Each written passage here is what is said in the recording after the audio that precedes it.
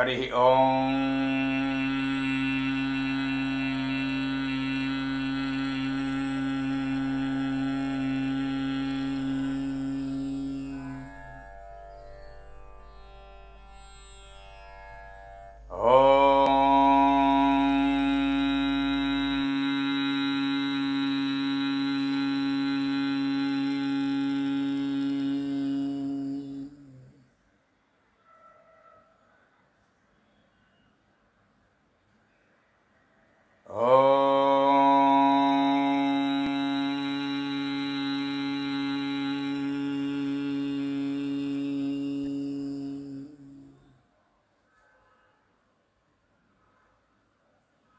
గురుర్బ్రహ్మా గురుర్విష్ణుః గురుర్దేవో మహేశ్వరః గురుః సాక్షాత్ పరం బ్రహ్మ తస్మై శ్రీ గురవే నమః.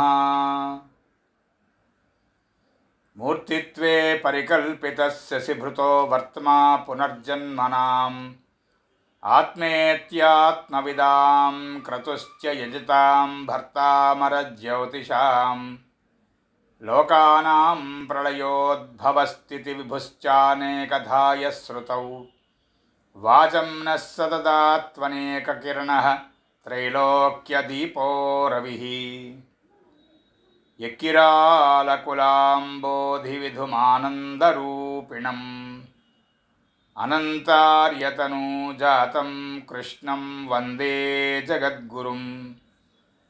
శ్రీకృష్ణమాచార్యమనంతపుత్రం సత్సాధుమిత్రం కరుణార్ద్రనేత్రం గురుం గురూణాం పితరం పితॄణాం అనన్యశేషశరణం ప్రపద్యే అనన్యశేషశరణం ప్రపద్యే అనన్యశేషశరణం ప్రపద్యే.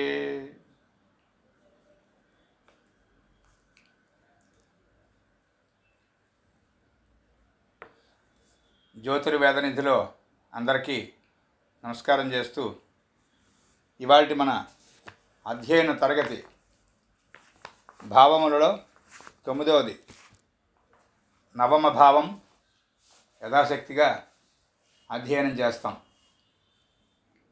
భావములు అనేటువంటివి చెప్పుకున్నాం మనం. మనిషి జన్మించక మునుపు ప్రకృతిలో సిద్ధంగా ఉన్నటువంటి పరికరాలు జ్యోతిష్శాస్త్రంలోంచి చూస్తే గ్రహములు, రాశులు అవి సిద్ధంగా ఉన్నటువంటి నేపథ్యంలో మనిషి జన్మించిన క్షణం దగ్గర నుంచి ఏర్పడేటువంటి వాటినే భావములు అంటారు. ఈ తేడాన్ని మనం 1కి 2 సార్లు 2కి 4 సార్లు జాగ్రత్తగా అధ్యయనం చేస్తూ పోవాలి. అంటే మేషాది మీన పర్యంతం ఉన్నటువంటి 12 రాసులు, అదే క్రమంలో లగ్నాది 12 భావములు ఒక సమన్వయం ఉన్నది. లగ్నం గురించి మాట్లాడినప్పుడల్లా మనం మేషరాశిని పరికించాలి అని సూత్రం. ద్వితీయ భావం గురించి అధ్యయనం చేస్తున్నప్పుడు వృషభాన్ని చూడాలి. అలాగే తృతీయం గురించి యోచన చేస్తున్నప్పుడు మిథునాన్ని చూడాలి. చతుర్థాన్ని గురించి చూస్తున్నప్పుడు కర్కాటకాన్ని చూడాలి. ఇలా ఏ భావాన్ని అయితే మనం అధ్యయనం చేయదలుచుకున్నామో ఆ భావానికి సరిసమానంగా ఫలితాలని చూపించేటువంటి రాశిని కూడా చూసుకుంటూ ఉండాలి. ఇది ఒక చక్కని సమన్వయ సూత్రం జ్యోతిష్శాస్త్రంలో. ఉదాహరణకి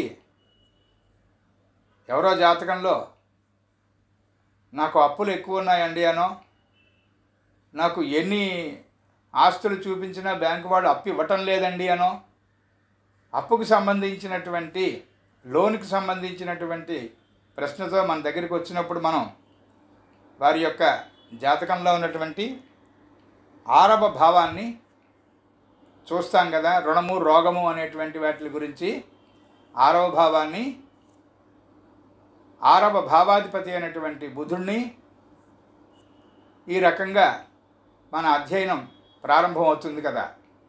అప్పుడు మనం వాటితో పాటు కన్యారాశిని కూడా పరికించాలి. ఎంచేత రాశులలో 6వది కన్యారాశి కనుక ఈ భావములు రాశులకు ఉన్నటువంటి సమన్వయాన్ని మనం నిరంతరం గుర్తుపెట్టుకుంటూ ఉండాలి. ఇది చాలా ముఖ్యమైనటువంటి భాగం.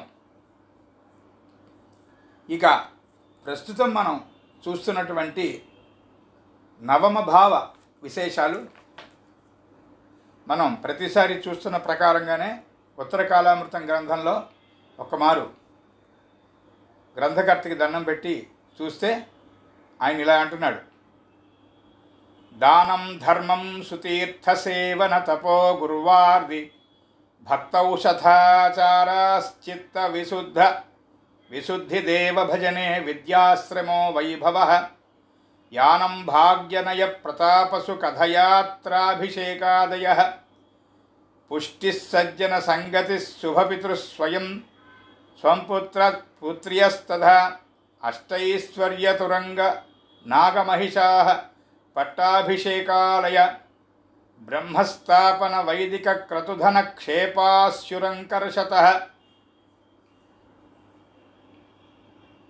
ఈ 9వ భావ కారకత్వములు ఇవి అని మనకి గ్రంథకర్త చెప్తున్నాడు.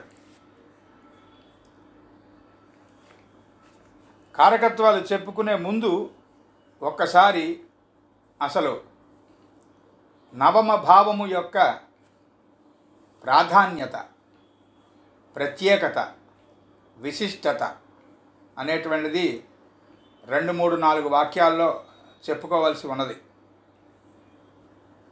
గతంలో మనవి చేశాను, లగ్నం నుంచి అష్టమం వరకు ఉన్నటువంటి భావ పరంపర ఒక ఎత్తు అయితే, 9వం నుంచి ద్వాదశం వరకు ఉండేటువంటి భావ పరంపర ఒక ఎత్తు అని.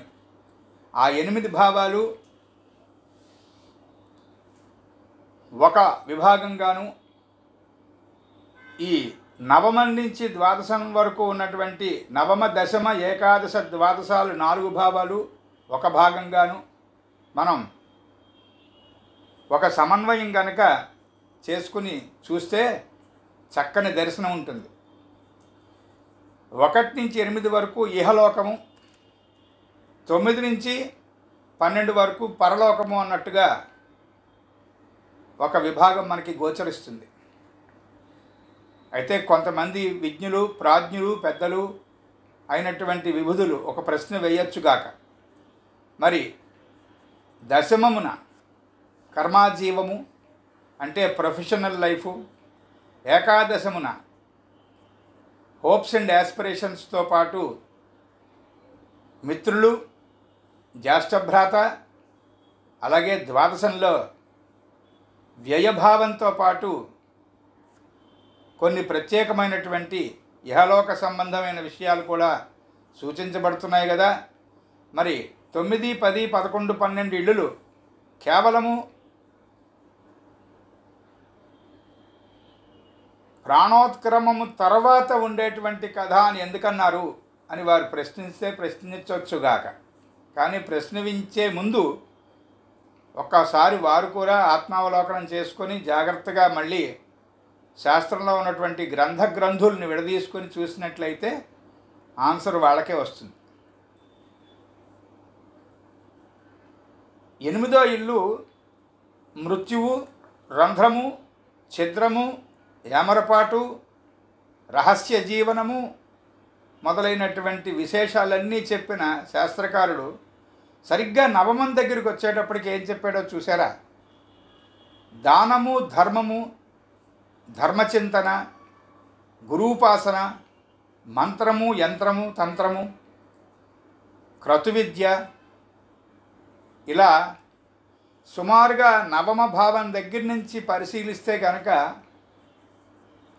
కంటికి కనిపించనటువంటివి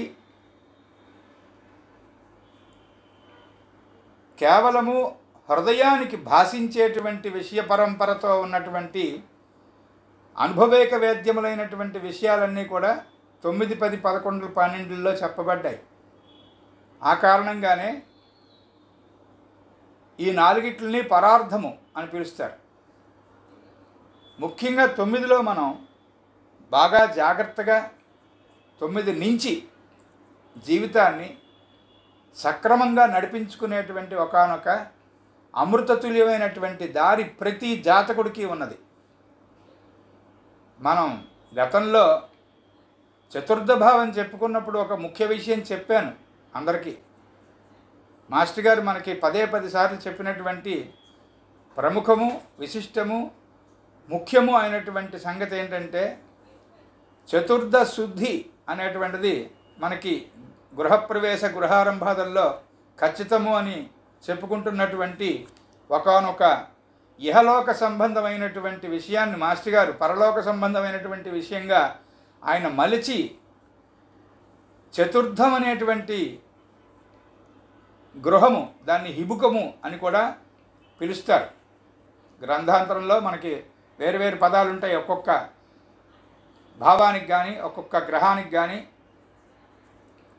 అసలు విశిష్టమైనటువంటి నామావళి ఉంటుంది.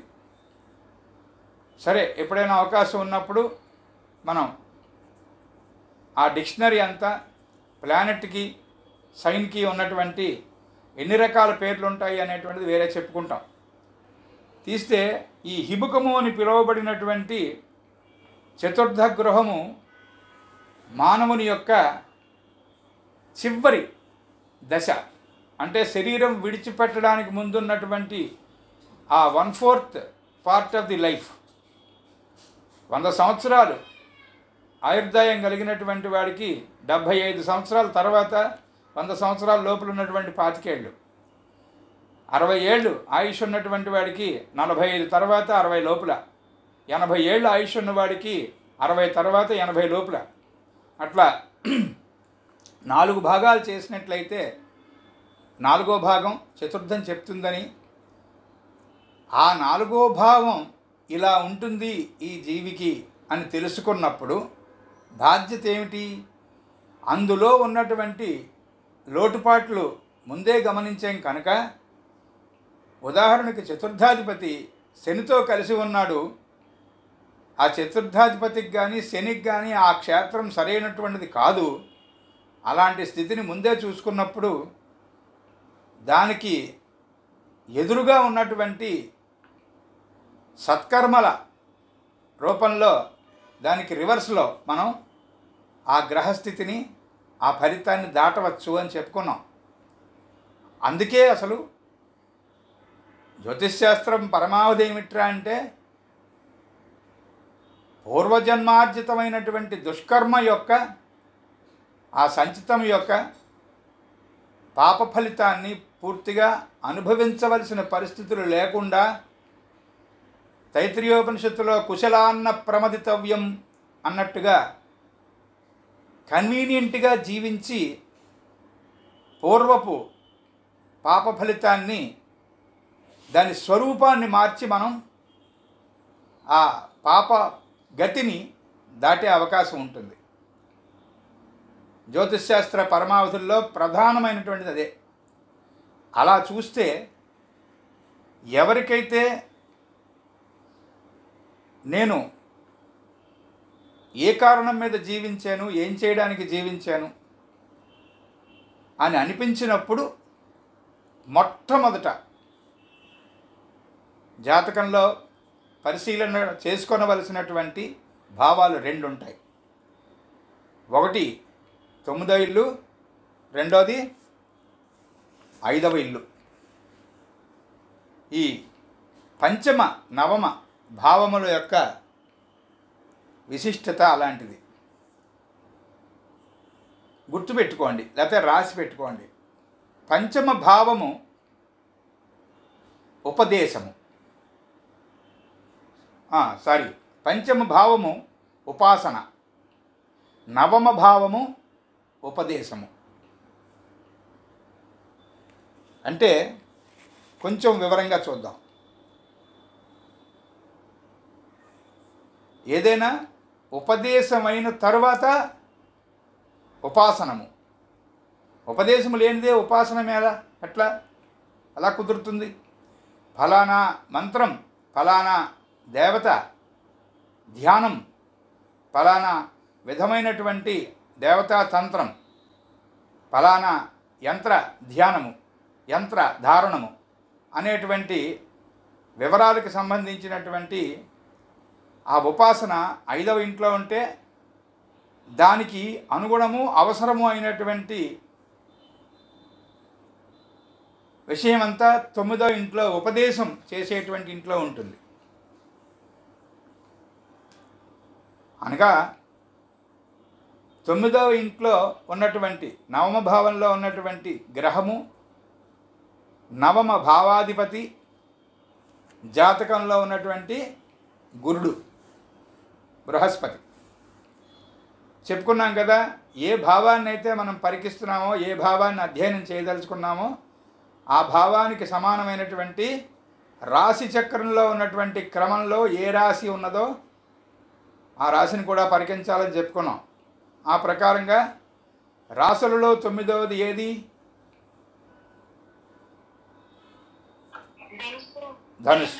ధనుస్సు. ఈ రాశులలో 9వ రాశి అయినటువంటి ధనుస్సును చూడాలి. అలాగే రాశులలో పంచమమైనటువంటి సింహాన్ని చూడాలి. అవును, ఈ సింహంలో కథంతా కూడా రవి మీద ఉంటుంది, ధనుస్సులో కథంతా బృహస్పతి మీద ఉంటుంది కదా. కనుక జాతకంలో రవి గురుడు ఆ రెండిట్లని పరికిస్తే సదరు జాతకానికి రిపేర్ ఎక్కడ ప్రారంభించాలి అనేటువంటిది మనకి సరైనటువంటి దారి దొరుకుతుంది. మరి రవిను గురుడు ఇద్దరు స్క్వేర్లో ఉంటేనో వెంటనే మన బుర్రకి ఫస్ట్ కష్టంగా ఉన్నటువంటి ప్రశ్న వేసుకోవడం మన అలవాటు మానవులకి. సుఖంగా ఉన్నటువంటి దాన్ని తినరా బాబు అంటే ఏడుస్తూ కూర్చున్నట్ట, అన్నీ షట్రసోపేతమైనటువంటి భోజనం పెట్టి శర్మగారు భోజనం చేయండి అంటే ఏడుస్తున్నట్ట. అదేమిటి ఏడుస్తున్నారంటే రేపు ఎవరు పెడతారా అని ఏడుస్తున్నానండి అన్నట్ట. మానవుడి తాలూకా లక్షణం అలా ఉంటుంది. కనుక రవి గురుడు రెండు ఒకవేళ సమసప్తకంలోనో లేకపోతే కేంద్రంలోనో ఉంటేనో అని ఒక ప్రశ్న వెంటనే వచ్చేస్తుంది కదా. దానికి మంచి సమాధానం ఉంది సాయన సిద్ధాంతంలో. నిరైన సిద్ధాంతంలో రవిగురులకు కేంద్రవేధ, రవిగురుల సమసప్తక దృష్టి అంటే రవి గురుడు ఆపోజిషన్లో ఉండడం 180 degrees లేదా 90 degreesలో రవి నుంచి గురుడు కానీ గురుడు నుంచి రవి కానీ కేంద్ర దృష్టిలో ఉండడం, ఈ రెండు కూడా శుభదృష్టులుగా నిరైన సంప్రదాయం అంగీకరించలేదు. పక్కకు పెడదాం. సాయన సిద్ధాంతమే మనం చూస్తున్నాం కనుక సాయన సిద్ధాంతం ప్రకారం శుభగ్రహంతో ఏ గ్రహము కేంద్ర వేధలో ఉన్నా అది కష్టాన్ని ఇవ్వదు. ఒకవేళ కష్టాన్ని ఇచ్చినా ఆ కష్టం ద్వారా సుఖము అనేటువంటిది శుభము అనేటువంటిది ఏర్పడతాయి అని సూత్రం. ఇది గుర్తుపెట్టుకోండి. అందువల్ల రవిగురులకు కేంద్ర దృష్టి ఉన్నా కంగారు పడిపోక్కర్లేదు. మనం పంచమాధిపతి నవమాధిపతి ఎవరయ్యారు, ముఖ్యంగా నవమాధిపతి ఎక్కడున్నాడు చూసుకుని కాస్త ముందు వెనక మనం స్థితి యుతి వీక్షణము అనేటువంటి క్రమంలో కనుక చూస్తే ఆ జాతకుని యొక్క పితరులు, పూర్వపుణ్యము, యాత్రా విశేషాదులు వీటిలన్నిటితో పాటు గురు పరంపర ఈ జీవి యొక్క మనుగడకి అవసరమైనటువంటి అదృశ్య రూపమై నడిపిస్తున్నటువంటి మహానుభావుడైనటువంటి గురువు ఎక్కడ ఎవరు ఏం సంగతి అనేటువంటిది మనకి గోచరిస్తుంది. ఇదే సందర్భంలో మనం ఇంకొక జాగ్రత్త కూడా చెప్పుకోవాలి. మాస్టర్ ఈకే గారు 1కి 10 సార్లు, 10కి 20 సార్లు, 100 సార్లు చెప్పారు మనకి. గురువు ఎవరు, నాకు ఎవరు గురువు అనేటువంటి వెంపర్లాట అనేటువంటిది అది ఒక వ్యాధి లాంటిది నాయన. అది అనవసరం. ఆ ఆలోచనతో అనవసరంగా కాలయాపన చేసుకోకు అని చెప్పారు. దీనికి 2 రకాలైనటువంటి సమాధానాలు చాలా సరళంగా చెప్పారు స్వామివారు మనకి. ఒకటి, మన గురువుని మనం వెతుక్కుంటూ వెళ్ళాలి అంటే గురువు కన్నా పెద్దవాళ్ళం అయి ఉండాలి. ఎందుకంటే ఆ మాత్రం ఈ మాత్రం ఏదైనా ఎలా వెతకాలి, ఎక్కడుంటారు గురువు గారు, ఆయనకి ఎలా నమస్కారం చెయ్యాలి, ఆ మొత్తం వ్యవహారం అంతా మనకి తెలియాలి అంటే ఆల్మోస్ట్ ఆ గురువుగారికి సమానంగానైనా ఉండగలగాలి మనం. ఆ ఉన్నప్పుడు అలా అంత స్థితిలో ఉన్నవాడికి గురువేలా? అలా ఎవ్వరూ ఉండం. భూమి మీద ఏ మానవుడు ఉండడు. కనుక గురువుని మనం వెతుక్కోవడం ఉండదు అని చెప్పారు ఆయన. గురువే మనని వెతుక్కుంటాడు. అంటే వెతుక్కోవడం అంటే తనకి సంబంధించినటువంటి శిష్య పరంపరలో ఉన్నటువంటి జీవ సమూహం అంతా కూడా ఎన్ని లక్షల మంది కోట్ల మంది జీవులైనా కూడా ఆ గురువు వాళ్ళందరినీ ఆకర్షిస్తాడు. ఆ జన్మల్లో వాళ్ళకి ఎంతవరకు పరిణామం అనేటువంటిది అవసరమో ఆ తర్ఫీదు ఇస్తూనే ఉంటాడు. అసలు గురుజ్ఞానము అనేటువంటిది, గురువుని తెలుసుకోవడము, ఇలాంటి విషయాలకు సంబంధించినటువంటి పెద్ద రహస్యాల్లో ఇదొక రహస్యం. అందుకు ఆ నవమాధిపతి ఎక్కడున్నాడు, ఏ పరిస్థితిలో ఉన్నాడో తెలుసుకుని తత్సంబంధమైనటువంటి ముహూర్తాల దగ్గర నుంచి తత్సంబంధమైనటువంటి మంత్ర విధానము, క్రతు విధానము వరకు ఆ సమస్తము జ్యోతిష్ శాస్త్రంలో చాలా క్లియర్గా ఇవ్వబడింది. నవమాధిపతిని అనుసరించి తత్సంప్రదాయమునకు సంబంధించినటువంటి క్రతుశాఖలో తర్ఫీదునివ్వాలి. అతని యొక్క, ఆ జీవి యొక్క, ఆమె యొక్క స్థితిగతులను అనుసరించి నవమ భావంలోంచి అమ్మ మీరు ఈ రకమైనటువంటి దేవతా ఉపాసన చేసుకోండి, అయ్యా మీరు ఈ మంత్రం జపం చేసుకోండి అని అధికారం ఉన్నటువంటి వాళ్ళకైతే వేదంలో ఫలానా భాగం మీరు అధ్యయనం చేయండి, పారాయణ చెయ్యండి. వేదాధ్యయనమునకు అర్హత లేదు అని మనం ఎవరినైనా అనుకున్నట్లయితే ధర్మశాస్త్రానికి సంబంధించినటువంటి కారణాల ద్వారా మనం అనుకుంటే గనక వారికి పురాణంలో ఉన్నటువంటి వేద సమానమైనటువంటి స్తోత్రమాలికలు ఇవ్వాలి, ఇచ్చి పారాయణ చేయమని చెప్పాలి. జ్యోతిష్యులుగా మన బాధ్యత అది. ముఖ్యంగా ఈ నవమ భావాన్ని చూసినట్లయితే మనం యాత్రా విశేషాలు, నవమ భావ కారకత్వాల దగ్గరికి వస్తే అభిషేచనాదులు అన్నాడు. అంటే రకరకాలైనటువంటి క్రతు శాఖలు. అది అభిషేకమా, హోమమా, స్తోత్ర అర్చనమా, సహస్రార్చనమా, శతార్చనమా అనేటువంటిది రకరకాలుగా వారి అవకాశాలు బట్టి వీటి ద్వారా మనకి తెలిసేటువంటి విషయాలు ఏమిటంటే ఈ జాతకుడికి ఉన్నటువంటి నీతి బలము, ఎలాంటి నీతి గలవాడు అంటే లోపల హృదయంలో నీతి, న్యాయము, ధర్మము అనేటువంటివి ఏమాత్రం వాటి వాసనైనా ఉందా, ఆ జన్మకు పూర్తిగా ఏమీ లేదా అనేటువంటిది మనకి నవమం నుంచి తెలుస్తుంది. ఇక్కడ ఒక జాగ్రత్త చెప్పుకుందాం. నవమంలో శని ఉన్నాడండి, లాభం లేదండి అన్నారు. చాలామంది రాశారు కూడా లక్షణాల్లో. నవమంలో శని ఉన్నంత మాత్రాన్ని లాభం లేదండి అని అనకూడదు. వృషభ లగ్నానికి నవమం ఏమిటి? మకరం. దశమం ఏమిటి? కుంభం. మరి నవమ దశమాధిపతి అయినటువంటి శని వృషభ లగ్నానికి యోగకారకుడు. చెప్పుకుంటాం మనం, కేంద్ర కోణాధిపత్యాలు ఒకే గ్రహానికి వస్తే అది అత్యంత శుభుడు, యోగకారకుడు అవుతాడు ఆ గ్రహం. అలా వృషభ లగ్నం వారికి నవమంలో మకరంలో శని ఉంటే వాళ్ళు అవును.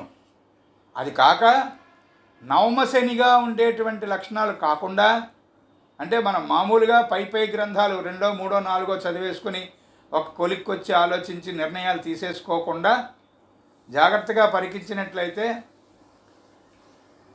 క్రతువు చేయడం కోసం ఎక్కువసేపు వాళ్ళు వెచ్చించరు.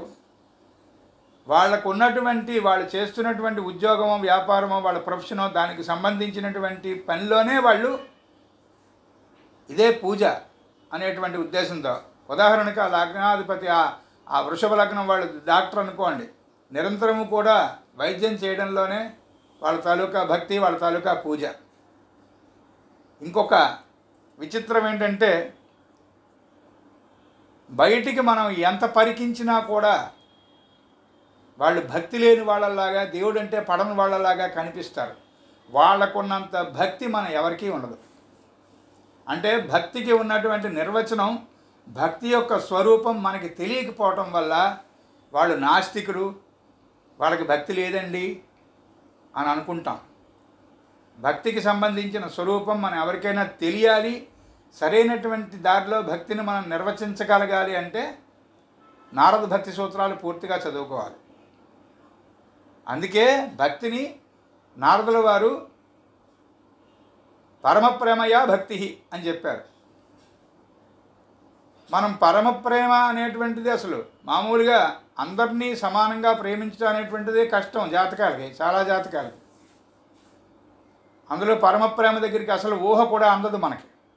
ఎక్కడో మహానుభావులు ఉంటారు. పరమప్రేమ అనేటువంటిది ప్రాక్టికల్గా తెలిసిన వాళ్ళు, మనం ఊరికే కథ చదువుకోవటం వరకే. అలాంటి పరమప్రేమ అనేటువంటిది నవమం నుంచి ఎమిట్ అవుతుంది ఆ జాతకంలో. దానివల్ల ఏం ఏర్పడుతుంది? ఎవరికైతే నిజమైనటువంటి పరమప్రేమ ఉంటుందో చుట్టుపక్కల జీవులు ఎడల వాళ్ళకి సమస్తమైనటువంటి సంపదలు సమకూరుతూనే ఉంటాయి. వాళ్ళకు ఉండేటువంటి ఆస్తిపాస్తుల వల్ల, లేకపోతే వాళ్ళ ఉద్యోగం వల్ల, వాళ్ళ జీతం వల్ల, దానివల్ల ఏం సంబంధం లేదు, దానికేం సంబంధం లేదు. వాళ్ళకు ఉండేటువంటి పరమప్రేమ కారణంగా సమస్తమైనటువంటి ఎఫర్ట్స్ వాళ్ళ దగ్గరికి వచ్చి అక్కడ సక్సెస్ అవుతూ ఉంటాయి. అందరూ క్షమిస్తానంటే ఒక కర్కశమైనటువంటి సత్యం. ప్రేమ అనేటువంటిది, వాత్సల్యం అనేటువంటిది, బాధ్యత అనేటువంటిది, సత్యము అనేటువంటివి, ఇవి 4, 5, 6 ఉన్నాయి, ఎంతకన్నా లేవు శుభకరమైనటువంటి లక్షణాలు. ఇవి ఎంత ఎక్కువగా ఉంటే అంత సక్సెస్ ఉంటుంది మనకి. ఇవి ఎంత తక్కువగా ఉంటే అంత ఫెయిల్యూర్ ఎక్కువగా ఉంటుంది. ఇదేమిటి ఎస్ట్రాలజీ క్లాసులో ఈయన కర్మ సిద్ధాంతమును పురాణ శ్రవణం చేయిస్తున్నాడు ఏమిటి అని అనుకోకండి. ఈ విషయాలన్నీ మొత్తం నవమం నుంచే వస్తాయి. అందుకని చెప్తున్నాను. నవమ భావాన్ని జాగ్రత్తగా పరిశీలిస్తే philosophical bent of the native అది తెలుస్తుంది మనకి. అది చాలా ఉపయోగకరమైనటువంటి అంశం. మానవ జన్మ సార్థకమగుట అనేటువంటిది ఏదైనా కాస్త పదాన్ని వాడడం అనేటువంటిది కనుక అలవాటు ఉన్న వాళ్ళకి వెరీ ఫస్ట్ వాళ్ళ నవమాన్ని చూసి పరిశీలన చేసి, వాళ్ళ పంచమాన్ని చూసి తర్వాత పరిశీలన చేసి వారికి దారి చూపించండి. ముఖ్యంగా మనకి సంస్కారాల్లో అంటే జాతకర్మ, నామకరణం, అన్నప్రాసన, ఇలాంటి సంస్కారాలు మొత్తం 49 సంస్కారాలని చెప్పారు పెద్దలు. వాటిల్లో చివరికి కొన్ని పోగా 16 సంస్కారాలు మిగిలాయి కదా. ఆ 16 సంస్కారాల్లో కూడా అత్యంత ప్రధానము, సర్వోత్కృష్టము అయినటువంటి సంస్కారం ఏమిట్రా అంటే ఉపనయన సంస్కారం. ఉపనయనానికి అందరము అర్హులమా కాదా అనేటువంటి చొప్పదంటు ప్రశ్న అనవసరం. ఉపనయనానికి ఉన్నటువంటి పూర్వాపర పరంపరంతా చదువుకుంటే అర్హత ఎలా ఉంటుంది, ఎలా తెచ్చుకోవాలి, ఈ 2 ప్రశ్నలకి సమాధానం చాలా ఈజీగా వచ్చేస్తుంది మనకి. అది పక్కకు పెడితే ఈ ఉపనయన సంస్కారానికి సంబంధించినటువంటి ముహూర్తంలో పంచమ నవమ శుద్ధులు కావాలను అని ఉంటుంది మనకి. ముహూర్త భాగం నేర్చుకున్నప్పుడు మళ్ళీ గుర్తు చేస్తాను. అయినా ఇప్పుడు నవమ 9వ ఇంటికి సంబంధించినటువంటి చరిత్ర మనం చెప్పుకుంటున్నాం కనుక ఈ ఉపనయన సంస్కార విశేషాన్ని ఒకసారి చెప్పుకోవడం అది ధర్మం. అక్కడ ఈ 5వ ఇల్లు 9వ ఇల్లు గ్రహాలు గ్రహవర్జితమై శుద్ధిగా ఉండవలను అని సూత్రం. దానితో పాటు శుద్ధే కదా అడిగాడు అని చెప్పి అవేమి గ్రహాలు లేవు ఆ ముహూర్తం పెట్టేద్దాము అని అనుకోకుండా కొంచెం చేదస్తంగా, ఎందుకంటే మన వాక్యం మరి మన పదాలు అవే కదా, చేదస్తంగా చూడడం అని అనేస్తాం మనం.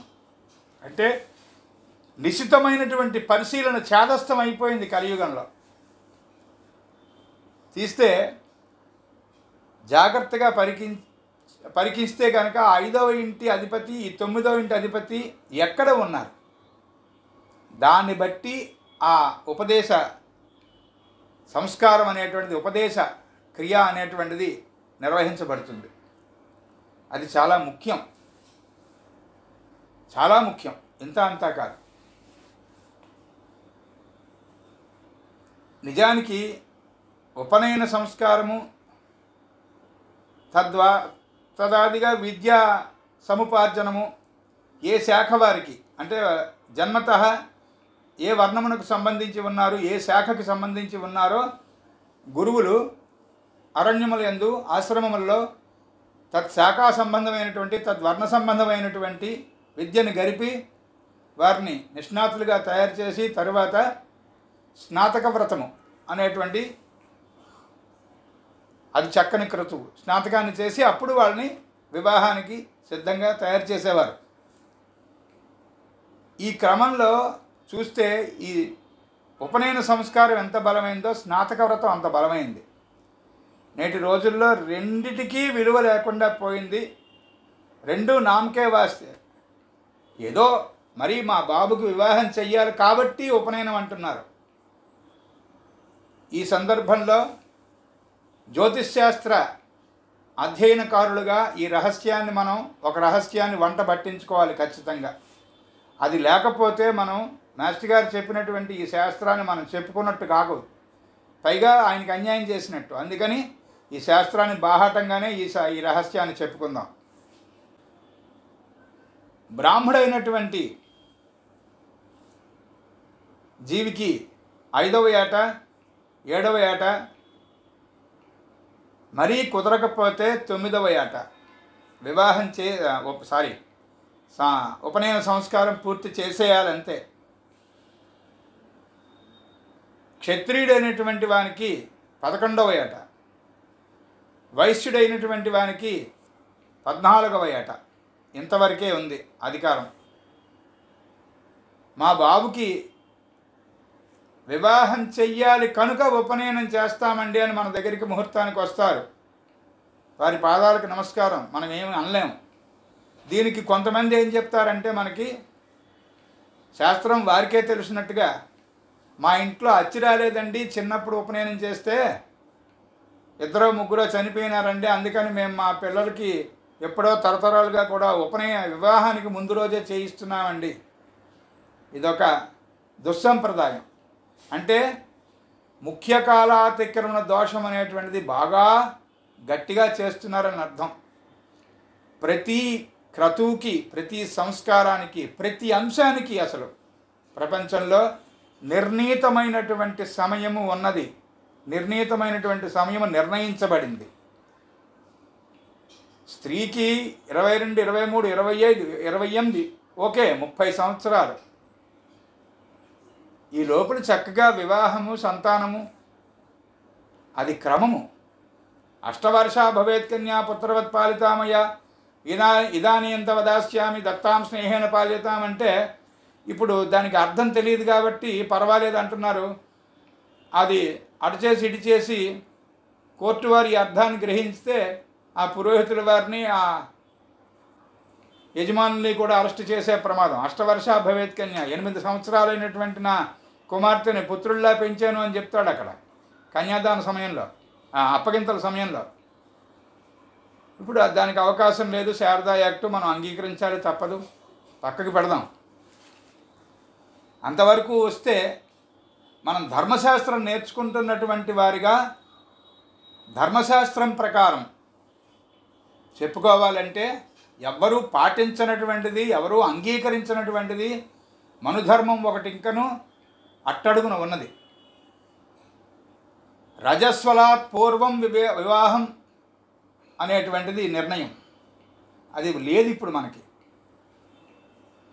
రజస్వల అయిపోయిన తర్వాత వివాహాలు అనేటువంటివి అవి ధర్మశాస్త్ర సమ్మతాలు కావు. ఊరికే విని ఉంచండి. ఇప్పుడు మనం చెప్పుకుంటున్నటువంటి ఈ తరగతి విశేషాలు యూట్యూబ్లో ఉంటాయని నాకు తెలుసు, అయినా చెప్తున్నాను. ఇవి విని ఉంచండి. ఆచరిస్తే మనం చట్టరీత్యా నేరం తప్ప ధర్మశాస్త్రం చదువుకుంటే నేరం ఎక్కడా లేదు కనుక విషయాన్ని చెప్పాను మీకు. మనం అందరం కనుక అదే పనిగా మనసులో భగవంతుడికి నమస్కారం చేసి ధర్మశాస్త్రం వర్ధిల్లుగాక అనేటువంటి సంకల్పం కనుక పెట్టుకోగలిగితే ఒకనాటికి ధర్మశాస్త్రం 100% వర్ధిల్లుతుంది, అందులో సందేహం లేదు. మన పెద్దలు అలా సంకల్పించారు కాబట్టే మనం ఈ మాత్రమైనా ధర్మయుతమైనటువంటి జీవితాలు గడుపుతున్నాం. ఇక మనిషికి ఉన్నటువంటి దానము, ధర్మము, దివ్యమైనటువంటి పుణ్యశీలత అనేటువంటిది ఈ నవమ భావంలోంచి తెలుస్తుంది అని చెప్పుకున్నాం. భాగ్యం అనేటువంటిది ఈ జీవికి ఏమాత్రం భాగ్యవంతుడు ఏం సంగతి అంటే పశువులు, పంటలు అంటే పాడి పంట అనేటువంటివి ఎంతవరకు ఉంటాయి అనేటువంటిది నవమం నుంచి తెలుసుకుంటాం. ఏదైనా కూడా లగ్నము నుండి తరువాత చంద్రుని నుండి కూడా క్యాల్కులేట్ చేసుకోవాలి. ప్రతిసారి చెప్తున్నాను, ఈసారి కూడా చెప్పాను, గుర్తుపెట్టుకోండి. తరువాత చెప్పాను కదా ఏ దేవతని ఆరాధించాలి అనేటువంటి ప్రశ్నకి నవమ భావం చూడండి. ఉపాసన అంతా పంచమంలో ఉంది కదా అని అనిపిస్తుంది, కరెక్టే. కానీ పంచమాత్ పంచం నవమం, నవమాత్ నవమం పంచమం. 9, 10, 11, 12, 1, 2, 3, 4, 5 నవమాత్ నవమం పంచమం అంచేత 1, 5, 9 భావాల్లో 9వ భావానికి చాలా అత్యంత ప్రాధాన్యత కలిగినటువంటి విశేషం ఉంది. అందుకే నవమాన్ని చూడండి, తర్వాత పంచమాన్ని కూడా చూడండి. అప్పుడు ఏ దేవతారాధన ద్వారా ఈ జీవి తరించగలడు. మల్టీవిటమిన్ ట్యాబ్లెట్స్ బోల్డ్ ఉంటాయి మనకి మార్కెట్లో. రకరకాలైనటువంటి విటమిన్స్ని, మల్టీవిటమిన్స్ని ప్రొడ్యూస్ చేసేటువంటి బలకరమైనటువంటి బలవర్ధనమైనటువంటి ఔషధాలు బోల్డ్ అన్ని కంపెనీలు చేస్తున్నాయి. అందులో మనకేది సూటబుల్ అనేటువంటిది సోకాల్డ్ స్పెషలిస్ట్ ఎవరైతే మనని చూస్తున్నారో ఆ డాక్టర్ గారికి తెలుస్తుంది, మనకి తెలియదు. అన్నీ బలం మాత్రలే కదండి అని వేసుకోవడం వల్ల ఉపయోగం ఏం లేదు. అదే పని మనం ఇక్కడ జ్యోతిష్ చక్రంలో కూడా పంచమ నవమాల్ని చూసి, మొదట నవమం తర్వాత పంచమం చూసి సదరు జాతకునికి లేదా జాతకురాలికి అవసరమైనటువంటి దేవతారాధన విధానాన్ని, తత్సంబంధమైనటువంటి పూర్వాపర సందర్భాన్ని కలిగినటువంటి క్రతు విశేషాన్ని వాళ్ళకి మనం చెప్పాలి. అలా చెప్పాలంటే మనం పురాణాలు చదువుకోవాలి. మనం వేదభాగాలు కొంతైనా ఓ 10%లో 10% అయినా చదవగలగాలి. ముందు మన ప్రిపరేషన్ ఇది. ఇది మనం చేయడానికి కూడా దారి మన జాతకంలో నవమం నుంచే ఉంటుంది. ఎలాగా? గతంలో చెప్పుకున్నాం, జ్యోతిష్ శాస్త్రంలో ప్రతి భావము, ప్రతి రాశి, ప్రతి గ్రహము మన యొక్క పరిణతిని ఇచ్చేటువంటి విధంగా మనం తర్ఫీదు, మనకు మనమే తర్ఫీదు ఇచ్చుకొని ముందుకెళ్ళడానికి వీలుగా ఒక పథకం, టేబుల్ సిద్ధం చేసి ఉంచేదాన్నే జ్యోతిష్ చక్రము అన్నారు అని చెప్పుకున్నాం కదా. అలా మన నవమంలో ఇది బాగా గుర్తుపెట్టుకోండి, మన నవమ స్థానంలో గోచార చంద్రుడు ప్రయాణం చేస్తున్న రోజులు 2.5 రోజులకి రాశి మారిపోతాడు స్వామివారు. చూసుకోవాలి. గతంలో చెప్పాను, గోచార చక్రం వేయకుండా జ్యోతిషాధ్యయనం అనేటువంటిది గుడ్డితనం లాంటిది, కళ్ళు మూసుకుని రహదారిలో నడవడం లాంటిది అని చెప్పాను.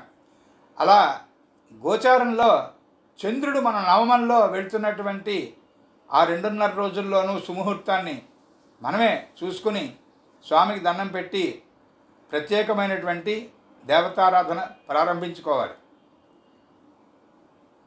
పంచమంలో చంద్రుడు వెళుతున్నప్పుడు ఉపాసన ప్రారంభించాలి. ధ్యానం అవనివ్వండి, జపం అవనివ్వండి. ఉపాసన అంటే దగ్గరగా కూర్చోవడం, ఉపవాసము అంటే దగ్గరగా వసించడం. ఎవరి దగ్గరగా? మనం ఎవరి దగ్గరగా ఉందాం అనుకున్నాం వాళ్ళ దగ్గరగా. మనం కృష్ణుడికో, విష్ణువుడికో, హరికో, హరుడికో మన ఇష్టం. ఎవరికి దగ్గరగా ఉందాం అనుకుంటే దానికి సంబంధించినటువంటి మంత్రము, తంత్రము, యంత్రము ఆ ప్రయాణం చేస్తాం. దానికి ఏ జాతకానికి ఆ జాతకానికే అనుకూలమైనటువంటి సమయాన్ని చూసుకోగలగడమే ఇక్కడ సాధన. ఆ అనుకూలమైనటువంటి సమయం ఈ పంచమ నవమ భావాల్లోంచి గోచార చంద్రుడు ప్రయాణం చేస్తున్నప్పుడు ఉండేటువంటి సమయం. మరి అక్కడ కృష్ణపక్షం వచ్చింది కదా, అక్కడ బహుళ అష్టమి అయింది కదా, ఏం చేద్దాం? కంగారు పడకండి. భారతం జాగ్రత్తగా చదివితే శుద్ధాష్టమి, బహుళాష్టమి అనేటువంటి వాటిని వ్యాసుల వారు చాలా క్లియర్గా చెప్పారు. చాలా సందర్భాల్లో మనం భారత, భాగవత, రామాయణాది కావ్యాలు, పురాణాలు, జ్యోతిష్ సాధన కోణంలో చదవాలి. చదివితే అష్టమి అనేటువంటిది లలితా సహస్రంలో చెప్పినట్టు అష్టమీ చంద్ర విభ్రాజ దళికస్థల శోభిత ముఖచంద్ర కళంకాభ మృగనాభివిశేషక. దాని అర్థం తెలుసుకుంటే అయ్య బాబా అష్టమా అని అనకుండా ఉంటాం. జ్యోతిష్కుడు ఎవడు అయ్య బాబోయ్ అష్టమా అని అనకూడదు, అయ్యో చతుర్థ అని అనకూడదు. ఎందుకంటే దాని లక్షణాన్ని దేనికి దాన్ని వాడుకోవాలి, ఎలా వాడుకోవాలి. త్వరితే కులసుందరి అన్నప్పుడు ఆ త్వరిత నిత్య అనేటువంటిది ఉన్నటువంటి అమ్మవారి యొక్క 16 నిత్యలలో త్వరితా నిత్య అనేటువంటి నిత్య అష్టమి తిథికి సంబంధించింది. ఆ త్వరిత నిత్యకు ఉన్నటువంటి చాలా విశేషాల్లో ఒకానొక విశేషమేమో తెలుసా? శుక్లం నుంచి కృష్ణానికి, కృష్ణం నుంచి శుక్లానికి నిత్యార్చనము అనేటువంటి శాక్తేయ విధానంలో వెళ్తున్నప్పుడు ఈ తిథి నిత్యలలో త్వరిత అనేటువంటిది సరిగ్గా 8వది. అంటే పాడ్యమి నుంచి పౌర్ణమి వరకు చూసినా, పౌర్ణమి తర్వాత అమావాస్య వరకు చూసినా, అమావాస్య నుంచి పౌర్ణమి వరకు వచ్చి మళ్ళీ పౌర్ణమి నుంచి శుద్ధపాడ్యం వరకు వ్యుత్క్రమంలో చూసినా, ఎలా చూసినా కూడా ఇది మధ్యలో 8వ స్థానంలోనే ఉంటుంది. ఆ త్వరిత అంటే పర్ఫెక్ట్ బ్యాలెన్స్ అనేటువంటిది. ఏది కూడా అతివృష్టి అనావృష్టి రెండూ కాకుండా సమవృష్టి, శుద్ధ సత్వము అనేటువంటిది వాంఛనీయము. సత్వస్థితి అంటే మాస్టర్ ఏం చెప్పారు ఈకే గారు ఎక్స్ప్లెనేషన్ ఇస్తూ పతంజలి యోగ సూత్రాల్లో, సత్వము అనేటువంటి దాని దగ్గరికి వచ్చేటప్పటికి సైకిల్ స్టాండ్ వేసి తొక్కుతూ ఉన్నట్టు అన్నారు. స్టాండ్ వేసిన సైకిల్ తొక్కితే ఏమి, తొక్కకపోతే ఏమి, ప్రయాణం ఏది? అది ఉత్తి సత్వం. శుద్ధ సత్వం కావాలి. శుద్ధ సత్వం అనేటువంటి పదాన్ని ఆయన వివరిస్తూ చెప్పారు. కదులుతున్నటువంటి సైకిల్ బ్యాలెన్స్ మనం ఉంచుకుని ఇటు పడిపోకుండా అటు పడిపోకుండా తొక్కుకుంటూ ప్రయాణం చేస్తూ ఉండడం అనేటువంటి దాన్ని శుద్ధ సత్వ స్థితి అన్నారు. ఆ స్థితిని ప్రసాదించేటువంటి తిథి అష్టమి. ఆ స్థితిని ప్రసాదించేటువంటి తిథినిచ్చే త్వరిత. అందుకే త్వరితే కులసుందరి నిత్య నీలపతాకి ఆ వరుస అలా వెళుతుంది. త్వరిత తర్వాత కులసుందరి వస్తుంది. తర్వాత ఏ తిథికి సంబంధించినటువంటి ఆరాధన, ఏ దేవత ఆరాధన, నెక్స్ట్ మనం అంటే భావశీలాధ్యాయము గ్రహశీలాధ్యాయము చెప్పుకున్న తర్వాత మాస్టర్ గారు అనుగ్రహిస్తే తిథికి సంబంధించినటువంటి దేవతా సమూహము, తద్ ఆరాధనా విధానము. జ్యోతిష్శాస్త్రంలో ఉత్తి గ్రహాలు రాసులు భావాలు ఏదో కంటతా పెట్టి 2 2 4 2 3 6 2 4 8 అంటే అది అధ్యయనం చేసినట్టు కాదు. దాని పేరే జ్యోతిష్శాస్త్రం. అంటే చివరాఖరికి జ్యోతిష్కర్త అనేటువంటి వాడు జ్యోతిర్మూర్తిగా అవ్వాలి. అంటే వాడు ఎక్కడికి వెళ్ళినా వాడి నుంచి లైట్ ఎమిట్ అవ్వాలి. అంటే కనీసంలో కనీసం 10-15 సంబంధ శాస్త్రాలన్నీ కూడా చక్కగా చదువుకోగలగాలి. అలాంటి అధ్యయనం చేసినటువంటి జ్యోతిషాధ్యయనమే సరైనటువంటి దారి. అలాంటి అధ్యయనానికి ఆ జాతకానికి ఎంతవరకు దారి ఉంది, ఎలా ఆపరేట్ చేయాలి అనేటువంటి విషయమే మనకి నెమ్మది మీద జాగ్రత్తగా చూస్తే కనుక ఆ జాతకంలో ఉన్నటువంటి నవమం నుంచి తెలుస్తుంది మనకి. ఇక ఇంకొక విషయాన్ని కూడా చెప్పుకుంటే నాకు తెలిసినంత మటుకు ఈ నవమ భావ విశేషాలు నాకు తెలిసిన మీ ముందు చెప్పినట్టే లెక్క. ఇక ఈ విశేషం ఏమిట్రా అంటే పితృశాపములు అని అనుకుంటాను చూసారా. ముఖ్యంగా ఈ మధ్య యూట్యూబ్ నిండా ప్రబలిపోయింది. మీకు పితృశాపం ఉందండి కాబట్టి మా సోకాళ్ళు ఆశ్రమానికి రండి, 20,000 నుంచి 2 లక్షల వరకు 20 లక్షల వరకు. తెలియదు, ఇంకా నాకు రేట్లు తెలియదు. పితృశాపాన్ని పూజ చేసి తీసేయగలరా? అవుతుందా? కామన్ సెన్స్తో ఆలోచిద్దాం మనం. అంటే శాస్త్రంలో వారు పెద్దలు పూజ్యులు అయినటువంటి వారు వారి ప్రమాణాలను వారు చూపించవచ్చుగాక, నేను కాదని అన్ను. మనం అందరూ వారి ముందు పిపీలకం లాంటి వాళ్ళం, చిన్న చిన్న చీమల లాంటి వాళ్ళం. కానీ అమాయకంగా ఓ ప్రశ్న, పూర్వజన్మార్జితమైనటువంటి పాపకర్మని న్యూట్రల్ చేసుకోవడానికే గ్రహోపచార పూజయోహో అనేటువంటి అలాంటి శ్లోకాలు చెప్పిన ఆ తావుల్లో బృహత్ పరాశర హోర లేదా బృహజ్జాతకము లేదా జాతక పారిజాతకము ఇలాంటి మహామహా గ్రంథాల్లో ఉన్నటువంటి క్రమంలో మనం ఏదైనా గ్రహం యొక్క జపమో బీజమో దాని యొక్క మహామంత్రమో బీజమో జపం చేసి తర్పణం ఇచ్చుకొని మార్జనం చేసుకుని హోమం చేసుకుని అన్నదానం చేసుకుని ఇలాంటివన్నీ తంటాలు పడితేనే పూర్వార్జితమైనటువంటి పాపకర్మ యొక్క రూపము పూర్తిగా సడలిపోవట్లేదే. అలాంటిది మన పితరులు చేసినటువంటి దోషాన్ని ఇప్పుడు మనం చేసేటువంటి ఆరాధన వల్ల, క్రతువు వల్ల, శాంతి వల్ల మనం మార్చుకోగలమట అని అనుకోవడం అది ఎంతవరకు సమంజసమో విజ్ఞులకే వదిలేస్తున్నాను. ఇక సోకాళ్ళు పితృశాపము అనేటువంటిది ఏదైనా మనకి తెలియాలి అంటే మాత్రం నిజంగానే జాతకంలో ఉన్నటువంటి బృహస్పతి మరియు నవమ భావము ఈ రెండూ ప్రధానంగా మనకి పెద్దలు చేసినటువంటి దోషముల యొక్క ఫలితము మనపై ఉండుట అనేటువంటిది మనం తెలుసుకోగలం. మరి తెలుసుకున్నాక మనం వాటిని ఎలా పోగొట్టుకుంటామండి? జ్యోతిష్శాస్త్రంలో పూర్వ దోషాలన్నీ కూడా పోగొట్టుకోగలిగినటువంటి అవకాశం ఉందన్నారు కదండి. ఉంది. నిజంగా ఇది పితృదోషం ఉన్నటువంటి జాతకము, అందువల్లే బిడ్డలు కలగట్లేదు. ముఖ్యంగా పితృదోషానికి బిడ్డలు కలగరు. ఏదో రూపేణ హర్డిల్ అనేటువంటిది ఏర్పడుతూ ఉంటుంది. అంచేత సరైనటువంటి ఈ దోష నివృత్తి అనేటువంటి దానికి చక్కని మార్గం తీర్థయాత్ర సేవనం మాత్రమే. వీలైనంత వరకు నిర్ణీతమైనటువంటి తీర్థములు క్షేత్రములు దర్శించి అవకాశం ఉంటే అక్కడ జపమాచరించి తపమాచరించి మనం సేద తీరగలం. అక్కడ మనం ఆ సుఖాన్ని పొందగలం. తీర్థయాత్రల్లో కూడా సాధారణంగా 95% ఒక ప్రత్యేకమైనటువంటి సమయం చూసుకోవడం, బయలుదేరడము, ఇదేదో తీర్థము క్షేత్రం. మనకి వారి తెనాలి రామలింగడి వారి మహాకావ్యంలో ఈ ప్రశ్న ఉంటుంది. తీర్థం అనగానేమి, క్షేత్రం అనగానేమి, ఈ రెండూ కలిసినటువంటి స్థానం ఏమి అని. చాలా ఉత్కృష్టమైనటువంటి ప్రశ్న. దానికి ఇంకా మహోత్కృష్టమైనటువంటి సమాధానం ఉన్నాయి. కావ్యాలు చదువుకుంటే తెలుస్తుంది. లేదా మాస్టర్ ఎక్కిరాల కృష్ణమాచార్యులు వారి యొక్క ప్రసంగాలు వింటూ ఉంటే ఇలాంటి అమృతతుల్యమైనటువంటి విషయాలన్నీ కూడా మనకి ఆచరణీయమైన మా మార్గంలో తెలుస్తాయి. విషయాన్ని తెలుసుకోవడం వల్ల ఏం ఉపయోగం లేదు. విషయాన్ని తెలుసుకోవడం వల్ల ఉపయోగం ఏమిటి? ఆచరిస్తే ఉపయోగం. పులిహార ఎలా వండాలో మీరు నాకు గంట సేపు వివరిస్తే ఏమిటి ఉపయోగం?